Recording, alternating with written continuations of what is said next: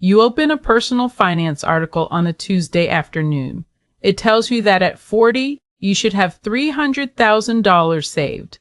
You have $210,000. You close the tab feeling behind. You were not behind. You were reading the wrong scoreboard. That gap between what the internet tells you and what the data actually shows is costing people something real. Not just money. It is costing them years of unnecessary panic, years of grinding harder than the math requires, and in some cases, years of giving up entirely because the finish line looks too far away. Today we are going to look at where that $300,000 number actually comes from, what the Federal Reserve's actual data says about people your age, and how to build a benchmark that belongs to your life instead of someone else's assumptions. If you want more conversations like this one, subscribe to Sarah's Money Map. We are here to replace the noise with numbers that actually make sense for where you are. Now let me show you the scoreboard you should have been looking at all along. The $300,000 number is not made up. It comes from a real methodology developed by Fidelity Investments. Their guideline says to save 1 times your salary by 30, 3 times by 40, 6 times by 50, and 10 times by 67. On a $100,000 salary, 3 times means $300,000. That is the number that gets shared in every year-end article, every financial checklist, every "Are you on track" quiz you have ever taken. But here's what those articles never mention. The Fidelity benchmark was built on a very specific set of assumptions. It assumes you started saving 15% of your income at age 25. It assumes a retirement age of 67. It assumes consistent real wage growth of 1.5% every year.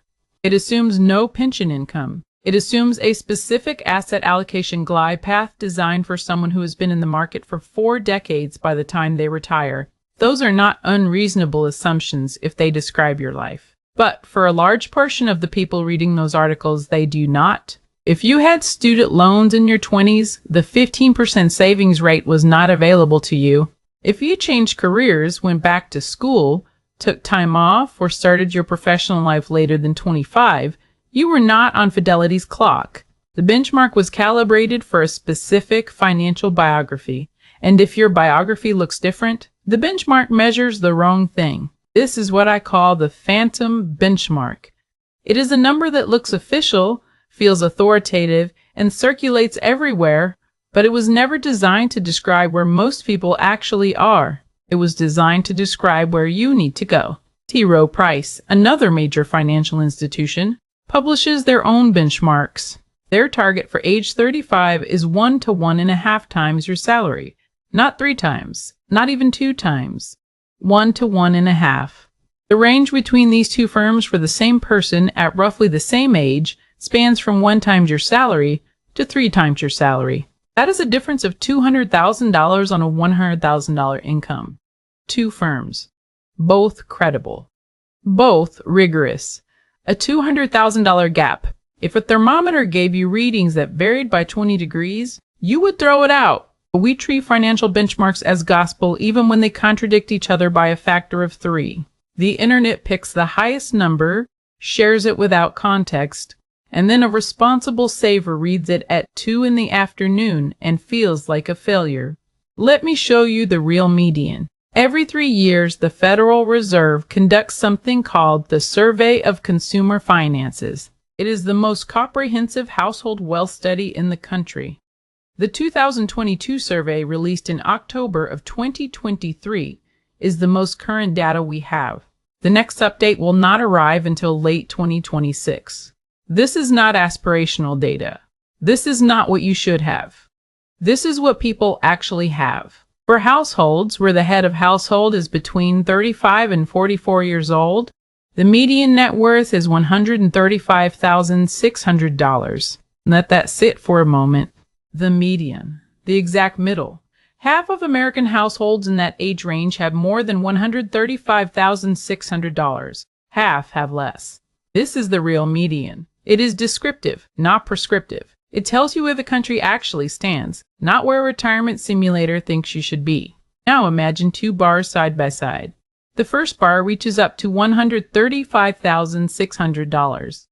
That is where the median American household in your age group actually is.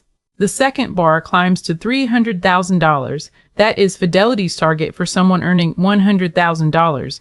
The second bar is more than twice as tall as the first.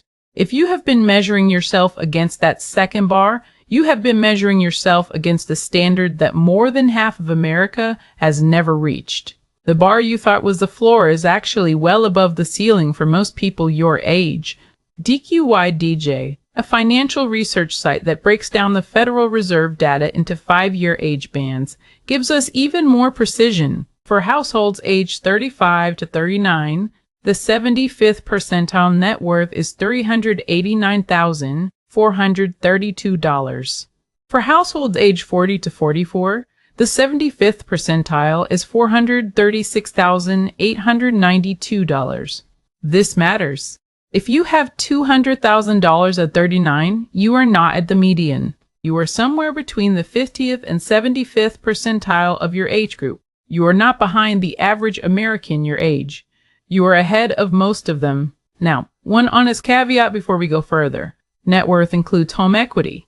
If your $200,000 number is mostly the equity in your house and not money in retirement accounts, the picture is different. Home equity and a retirement portfolio play different roles in your financial future. If that is your situation, the headline number needs a second look. But for the large number of people who have been panic-reading benchmarks while sitting on a real mix of retirement savings, brokerage accounts, and equity, the Federal Reserve data has something important to say to you. You are further along than the phantom benchmark made you feel. Here is the objection I hear most often. The Fed median is low because most Americans are terrible at saving. So why would I compare myself to them? That is a fair push. The median is not a goal. It is a reality check. The goal of showing you the real median is not to say be average. It is to expose the distance between what you have internalized as the minimum and what the data shows is actually happening. When you read an article that says you need $300,000 at 40 and you have $180,000, you feel behind by $120,000. That gap produces anxiety. That anxiety produces one of two responses. Some people overcorrect and sacrifice their present quality of life, trying to hit a number that was never calibrated for their starting point. Others look at the gap, decide it is insurmountable, and disengage entirely. Both responses are driven by the same faulty input. Think of it this way. Imagine you are training for a race. Someone tells you the course is 26 miles. You train for months. You show up. The course is actually 16 miles. You are not undertrained. You are not behind. You prepared for the wrong distance. The phantom benchmark gave you the wrong distance. So what is the right way to think about your number? Here is the protocol, and it has 3 steps. Step 1 is to separate descriptive from prescriptive. The Federal Reserve median tells you where people are. The Fidelity benchmark tells you where to aim. Both are useful, but they answer different questions. When you feel behind, you are almost always comparing yourself to a prescriptive number. Stop and ask, compared to what? If the answer is a benchmark, ask whether its assumptions match your biography. Step 2 is to build your own multiplier. The Fidelity benchmark assumes a retirement age of 67 and a 45% income replacement rate. If you plan to retire earlier, your multiplier goes up. If you expect Social Security to cover a meaningful portion of your expenses, your multiplier goes down. If you have a pension, it goes down further. Your actual number depends on your actual retirement spending target divided by 4%. That is the 4% rule. Take what you want to spend each year in retirement and multiply it by 25. That is your personal finish line, not someone else's salary times 3.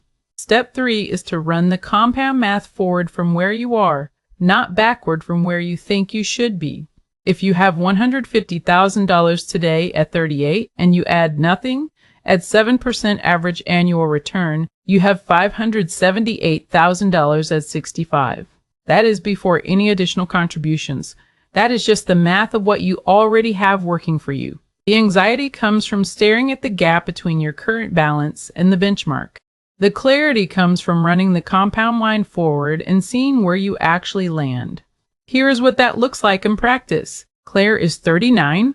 She has $160,000 split between her 401k and a brokerage account. She has been reading the same benchmarks you have. She knows the 3 times number. She knows she is short. She almost cut her vacation budget for the 3rd year in a row to close the gap faster. Then she runs the forward calculation instead. $160,000 growing at 7% for 26 years reaches approximately $900,000 without another contribution. Her actual retirement spending target, based on her real expected expenses, is $48,000 a year. That requires $1.2 million using the 4% rule. She is not there yet.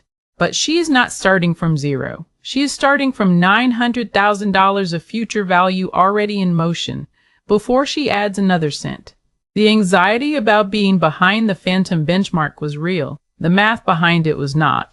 That $900,000 number is not a finish line. It is a foundation. Claire will keep contributing, but the shift from I am behind the benchmark to I have $900,000 of future value already in motion changes everything about how she makes decisions. Freedom does not start when you hit someone else's multiplier. It starts when you understand your own math.